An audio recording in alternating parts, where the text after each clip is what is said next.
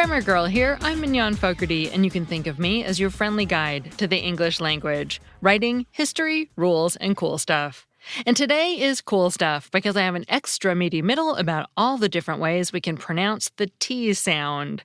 And we'll use a Taylor Swift example, and you'll understand why some people learning English get one thing wrong in a really specific way. But first, today's show is sponsored by Babbel, the language learning app designed to get you speaking a new language quickly and with confidence. Babbel's interactive lessons are lovingly created by more than 100 language experts and last only 10 to 15 minutes. Learn languages like Spanish, French, and German within weeks. Go to Babbel.com or download the app. Select the language of your choice and try it free. Babbel.com. That's Babbel.com. A few episodes ago, I talked about why the T sound sometimes seems to be missing from words like kitten or button. The answer was that in those words, many speakers use a sound known as a glottal stop. If you listen to that episode, you might remember that a glottal stop is also the sound we make to separate the syllables in the word uh-oh. I compared this sound with aspirated T, which you get in words like toy. After you touch your tongue to the roof of your mouth just behind your front teeth and then let it down, you get a little puff of air before the vowel sound comes in. If you're a longtime listener, you might also remember an episode from 2016 when I talked about another way of pronouncing T called the Velar Flap. That's the pronunciation in most varieties of American English in words such as atom. The word alveolar refers to the alveolar ridge, which is the bony bump in the gums behind your front teeth. The confusing thing about the alveolar flap is that it's also one of the ways American English speakers can pronounce the D sound, so that atom, the thing that a physicist might study, and atom, the masculine name, sound the same. It's also what allows the saying, work smarter, not harder, to rhyme, even though smarter is spelled with a T and harder is spelled with a D. Going even further back into the archives, another episode from 2016 talked about yet another way of pronouncing the T sound. Here's what I said then. Let's look at words that start with just TR, like truck, trap, and transmogrify. If you listen carefully, you can hear that for many speakers, the T is actually pronounced more like a CH sound. So that makes 4 ways of pronouncing the T sound: aspirated T, glottal stop, alveolar flap, and the CH sound. Exactly how many ways of pronouncing T are there anyway? Today, we're going to take a T inventory and find out. At this point, it's worth introducing 2 technical terms so that we can talk about T's with greater ease. The first one is phoneme. When we refer to the T sound and don't care which particular pronunciation we're talking about, then we're talking about the phoneme T. The second term is allophone. It comes from the Greek words for other and sound, and refers to the specific ways of pronouncing a phoneme. So aspirated T, the glottal stop, the alveolar flap, and the CH sound are all allophones of the phoneme T. Depending on how you count them, English has about 40 total phonemes. Some dialects have more than others. Just about every phoneme has more than one allophone. Even so, some have quite a bit more than others, and T has the most of all. Let's start with some allophones of T that are part of a larger pattern. In the episode where I talked about aspirated T, I also talked about aspirated P in words like purse. To make the P sound, you put your lips together and let the air pressure build up behind them for a moment. Then, when you open your mouth, the air escapes with a slight puff before the vowel sound starts. In my audio recordings, that burst of air creates what's called a pop. I use a physical metal pop filter in front of my microphone to soften the pops, and my audio engineer, hey Nathan, runs filters that get rid of each of them even more, so you don't have to hear them. It takes work to keep those aspirated P pops out of the audio. P's cause the biggest problem because your lips are so close to the microphone. But there's also a third phoneme that has an aspirated allophone, the K sound. P, T, and K are a family of sounds, not just in English, but in many, many languages of the world. All three of these phonemes require you to completely block the airflow coming up from your lungs, and then when you remove the blockage by opening your mouth or letting your tongue drop, the sound is made. Where English is different from some other languages is that when we use one of these sounds at the beginning of a stressed syllable, such as pie, tack, or cool, we aspirate them. More precisely, we have between about 40 and 90 milliseconds of exhalation before we start making the following vowel sound. The P, T, and K sounds also have unaspirated allophones. One place where we get them is when these phonemes come right after an S. So, for example, we get aspirated P in pie, but unaspirated P in spy. We get aspirated T in tack, but unaspirated T in stack. We get the aspirated K sound in cool, but the unaspirated one in school. Another place where unaspirated P, T, and K tend to show up is at the beginning of unstressed syllables. So in the words happy and hockey, we get unaspirated P and K. If we aspirated them, the single words happy and hockey would sound like pairs of words, hap-he and hock-he. Even though these allophones are all unaspirated, that doesn't mean there's zero delay between one of these sounds and a following vowel. There might be up to about 30 milliseconds instead of the 50 milliseconds or more that we'd get with the aspirated versions. Now, you may have noticed that I didn't give any examples of the phoneme T at the beginning of an unaspirated syllable. That's because this is an environment where the phoneme T behaves differently from its buddies P and K. So before we go there, let's finish up with the allophones of T that correspond to allophones of P and K. The last one of these is called Unreleased T.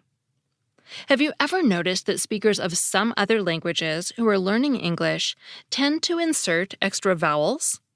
For example, the phrase big dog might come out as big-a dog. First time might be pronounced as first-a time. Speech errors like these highlight the difference between aspirated and unaspirated P, T, and K on the one hand, and unreleased P, T, and K on the other. For the aspirated and unaspirated allophones, you completely block the airflow, and then remove the blockage by opening your mouth or dropping your tongue. For the unreleased allophones, the blockage never goes away until one of two things happens.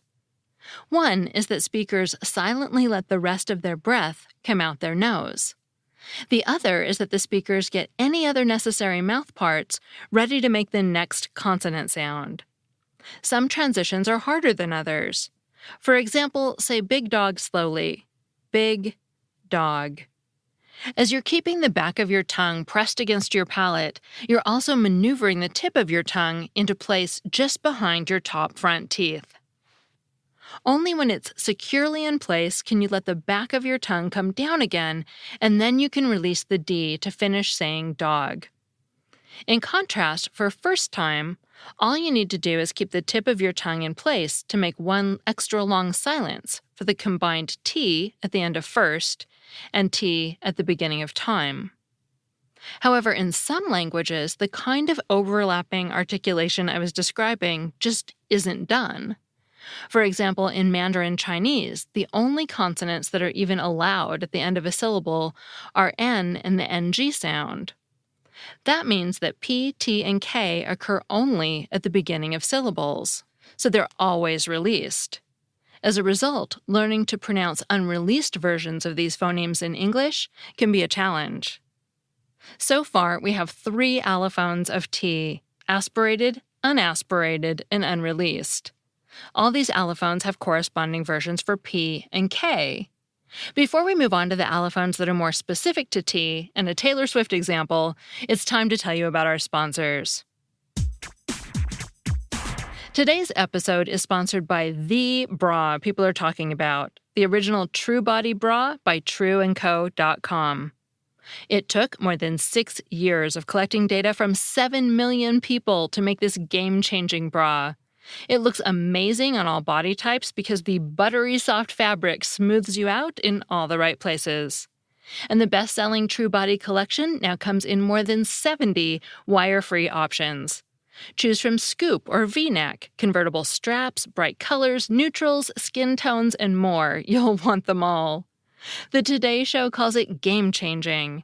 Good Housekeeping says it's the ultimate lounge bra. And Real Simple magazine said it provides heavenly 24-hour comfort.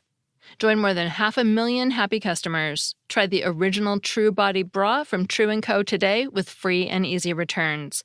Save 15% now when you go to trueandco.com/grammar and enter the code GRAMMAR. That's TRUEANDCO.com. We're also sponsored by a brand that will change the way you think about socks forever. They're called Bombas. When I open my sock drawer, they're the ones I grab and even dig around for if they're not on top. They look great and they're super comfortable. In fact, they say Bombas are the most comfortable socks in the history of feet. They're made from super soft natural cotton, and every pair comes with arch support, a seamless toe, and a cushioned footbed that's comfy but not too thick. They come in tons of colors, patterns, lengths, and styles, so there's a perfect pair for any occasion. And for every Bombas purchase you make, Bombas donates a pair to someone in need. Get 20% off your first purchase at bombas.com/grammar. That's BOMBAS.com/grammar for 20% off. bombas.com/grammar. Okay, remember so far we have 3 allophones of T: aspirated, unaspirated, and unreleased. All these allophones have corresponding versions for P and K. Now it's time to talk about the allophones that are more specific to T. Let's get back to what happens to the phoneme T when it comes between a stressed syllable and an unstressed syllable. We've actually had a couple of examples of this already: atom and smarter. Yes, this is where we get the Velar Flap allophone. This is also our first allophone that T shares with another phoneme, D. That's what turns pairs of words such as atom and atom, hearty and hardy, and bitter and bitter into homophones. In all of these examples, the alveolar flap comes at the end of a stressed syllable and the beginning of an unstressed one. The A in atom is the stressed syllable, and then the T immediately follows, atom. In hardy, har is the stressed syllable, and the T comes right after it, hardy. And in bitter, bit is the stressed syllable, and after it is the unreleased ER, so the T in bit is between a stressed syllable and an unstressed one. But you can also get an alveolar flap between 2 unstressed syllables, as in the T in pocketed. You can even get an alveolar flap at the beginning of a stressed syllable, as long as the one before it is unstressed. The common way for this to happen is to use the pronoun it as the direct object of a phrasal verb. For example, take it out, give it up, or shake it off. In these examples, the verbs take, give, and shake are stressed. And so are the prepositions out, up, or off at the end. But in between them is the unstressed pronoun it, which is pronounced with an alveolar flap so that sometimes it barely sounds like it has a T in it. If you're a pop music fan, the last example might have just activated an earworm for you: the Taylor Swift song Shake It Off. But if you're listening to the hook from that song in your head, as I am, you might notice that Taylor is not using an alveolar flap when she says shake it off. Listen closely. Did you hear it? She's using a glottal stop. This is not one of the typical places where we hear glottal stops in American English. To my ear, it sounds more British. I'm guessing she did it for stylistic reasons, maybe to give some extra prominence to the word off. In any case, let's recap the places where glottal stops are more common. First of all, they're very common when one syllable ends with T, and the next one begins with another consonant. For example, right now I'm saying Batman without ever putting my tongue tip where it needs to be to make an unreleased T. Batman. Listen for my glottal stop at the end of the word hot in this next phrase, along with an alveolar flap in the next word, hot water. I'm guessing this sounds pretty normal to you. So why did the missing T's I talked about in that earlier episode about kitten and mitten get so much attention? Well, listen to how I pronounce this word for a baby cat.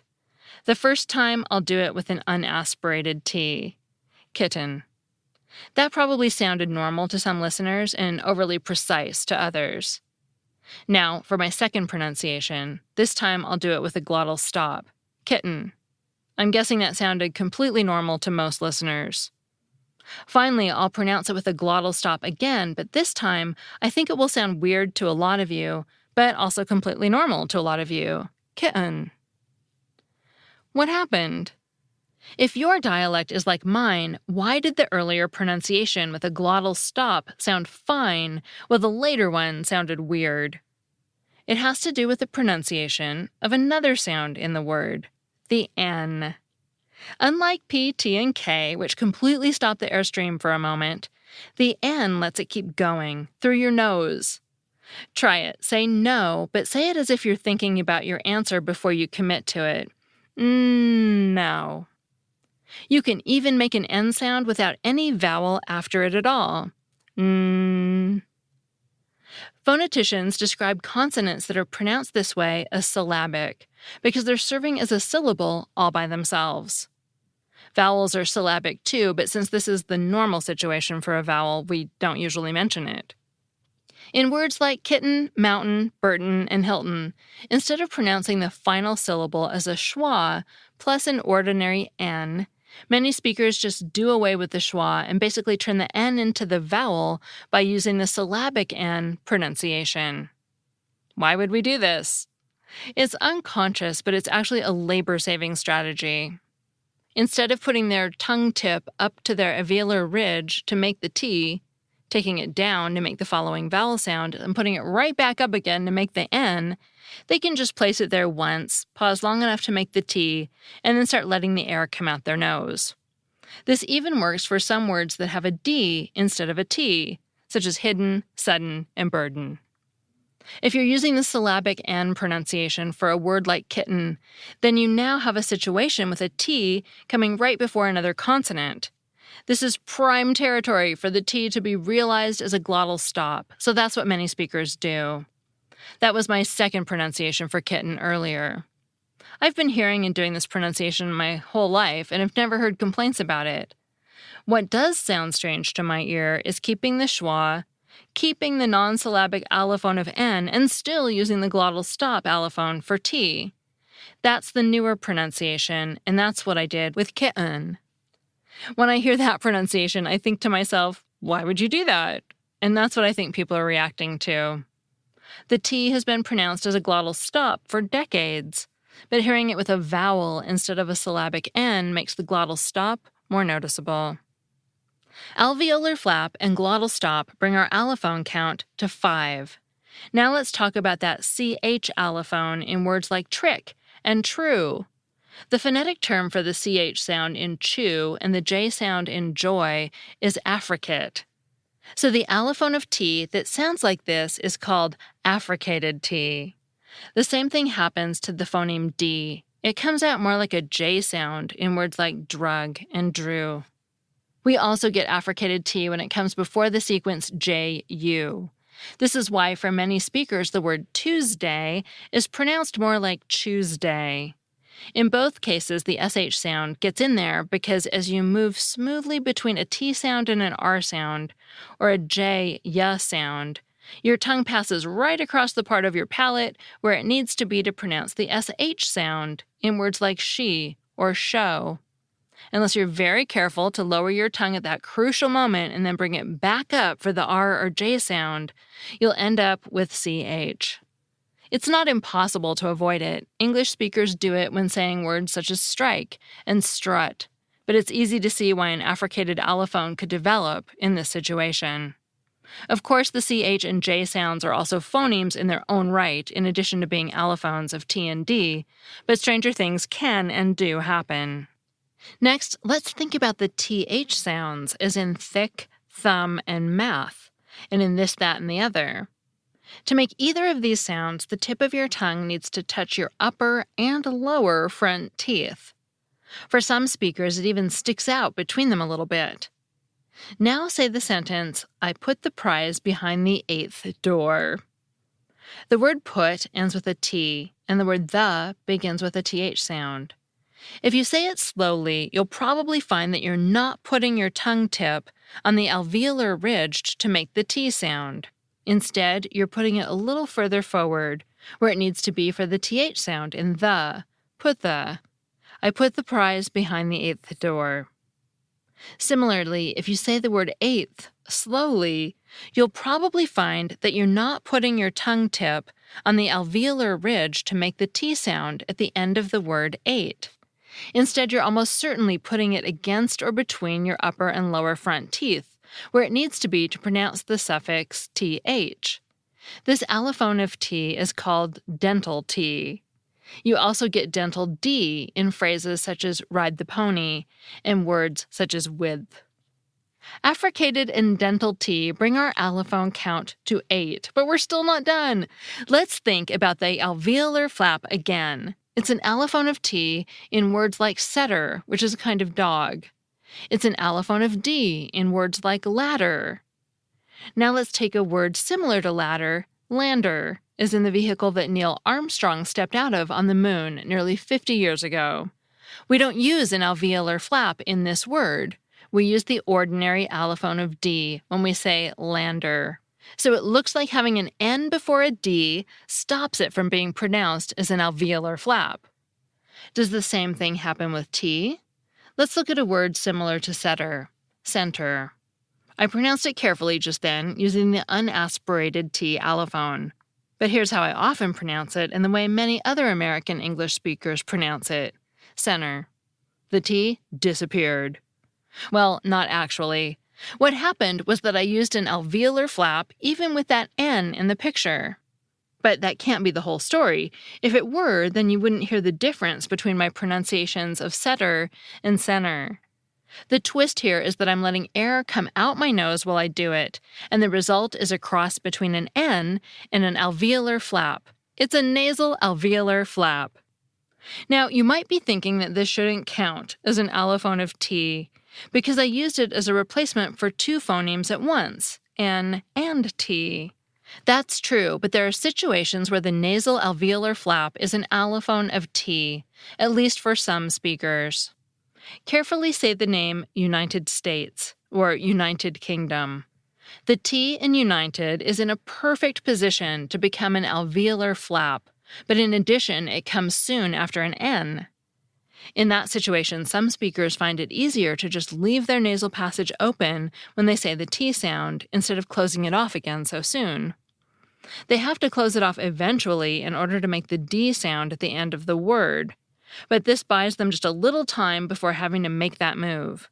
The result is a nasal alveolar flap. So try it. Now say United States, United Kingdom, or United Arab Emirates quickly. How does the T in United sound now? I think that's all of them, bringing us to a grand total of 9 allophones of the phoneme T: aspirated, unaspirated, an unreleased T, regular and nasal, alveolar flap, glottal stop, dental, and affricated T. I'll finish with a sentence that uses all 8 of them, and I'm going to play a recording from Neil Whitman, who wrote this segment, so you can hear his pronunciations. Aardvark sat at the community table, trying to button his shirt sleeves. Thanks, Neil. And if you go to the article for this podcast at quickanddirtytips.com, at the end, you can see that sentence written out with all the different types of T's identified. Aardvark sat at the table trying to button his shirt sleeves. Neil Whitman is an independent PhD linguist who blogs at literalminded.wordpress.com. You can also find him on Twitter as literalminded. And I'm Mignon Fogarty, better known as Grammar Girl, and I'll be back in a couple of days with a podcast about when you should use past and present tense in your writing. You can find me on Twitter and Facebook as Grammar Girl, and you can find all the Quick and Dirty Tips podcasters at quickanddirtytips.com. That's all. Thanks for listening.